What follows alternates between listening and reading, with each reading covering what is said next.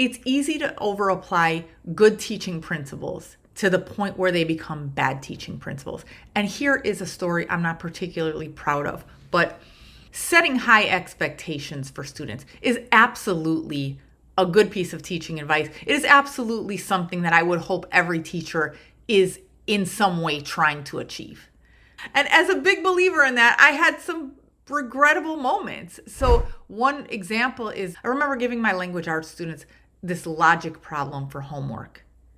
And they came in and almost nobody had done it. And so I ended up giving them this big speech about how if they don't push themselves, they don't challenge themselves, they're not going to achieve what they need to achieve. And it's all about challenging yourselves when things aren't immediately easy. And I just freestyled on this topic for a while. And I don't remember exactly what I said. To me, it was an unremarkable speech that was meant to communicate high expectations. Except that at some point, this girl near the back of my classroom just started quietly crying in her seat. And it's like I kind of stopped, and I knew that something had gone wrong. And so I asked the students to write me a note about why they didn't do the assignment. And she wrote about how both of her parents worked in factories and they were so unhappy with their jobs. And it was like her worst fear to not achieve above and beyond what they had been able to achieve. And she felt like I was telling her that this was where she was headed because she hadn't done this assignment. So that was not my intention. It was absolutely not my intention. My intention was to set high expectations. When I reread the logic problem and tried to do it with the students, there was a confusing step in this particular problem. So because the kids had not done these type of logic problems before, they didn't know that this one was not well written. And I just assumed that every logic problem in this book was going to be equally well written. But this one was kind of confusing. So it really was not a test of anyone's grit or go-get-itness or, response to a challenge. It was just they got thrown off by this step that could be interpreted a whole bunch of different ways.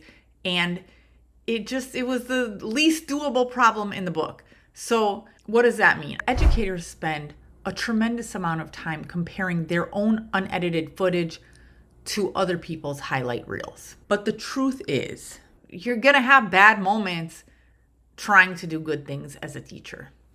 And part of it is just a numbers game. You teach 180 days in a school year, you're going to have a bad moment or two. Planning and teaching a great 45-minute lesson does not use all of the same skills and personality traits as walking into a classroom 180 days a year, teaching the full day, going back and doing it again the next day and the next year. The endurance factor of teaching specifically requires you not to treat it like a highlight reel. In fact, the longer your teaching career is, the more non-highlight reel moments you're going to have. Most classroom issues are not caused by you not caring about the kids enough or you not knowing whether you should come to class with a well-planned lesson. The issues are more likely to be something like one of these things. Your teaching task treadmill is turned up too high and you need practical steps to turn it down. You're looking for a concrete system to streamline your lesson planning time.